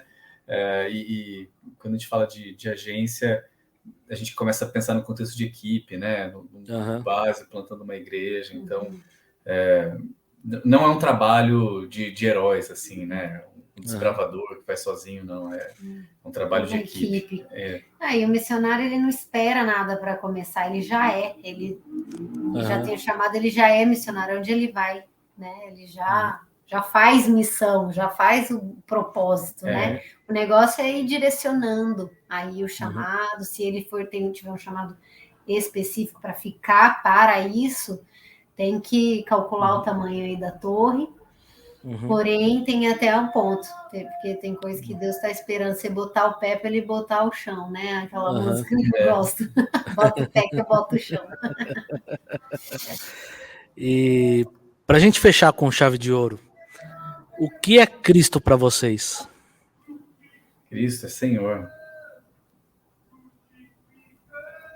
Cristo eu entendo como uma vida, assim, o motivo da vida, sabe? Amém. Para fechar com chave de ouro, tem alguém cantando aí alguma música no fundo. Gente, é um mendigo lá embaixo. É o campo chamando. É um mendigo lá embaixo, gente, olha. Jesus, a gente tenta evangelizar aqui embaixo, né? Os nossos, a gente conhece o bairro inteiro, é muito doido, parece vereador. A vila, E a gente, aqui embaixo tem chinês, coreano, tem de tudo, assim, boliviano. Cara, tem um restaurante congolês, tem um restaurante sírio, tudo aqui. Tem um chinês que mora aqui, tudo no mesmo quarteirão, assim, sabe? A Babilônia é aqui mesmo. Os porteiros aqui, a gente, nossa, é evangelismo diariamente, legal, né? Legal. Rafa e Taz, quero agradecer vocês por esse tempo que vocês dedicaram aqui. Dizer que Deus continue abençoando vocês, fortalecendo na obra, que a cada momento vocês lembrem que o Deus que chamou é o mesmo Deus que capacita e é o mesmo Deus que sustenta vocês. Então, obrigado pelo tempo. Eu que agradeço o convite e oro para que Deus frutifique teu ministério aí, Dani, que Amém. A mensagem possa ser espalhada e que cada vez mais pessoas sejam tocadas, né? Por essa mensagem. Tira o tampãozinho do ouvido, que às vezes a gente que fecha, não quero. Aí eis-me aqui, mas é só até ali. Amém. Bênção demais estar com você. Obrigado, mano. Glória a Deus. Bom, se você ficou até o fim e ouviu todo esse conteúdo, compartilha, principalmente com aqueles que têm chamado missionário. Eu tenho certeza que esse conteúdo vai abençoar muita gente e é desejo do meu coração que isso contribua para a vida de todos aqueles que estão ouvindo. Então, não deixe de compartilhar para que muitas pessoas sejam abençoadas. Obrigado a todos e até a próxima, se assim Deus permitir.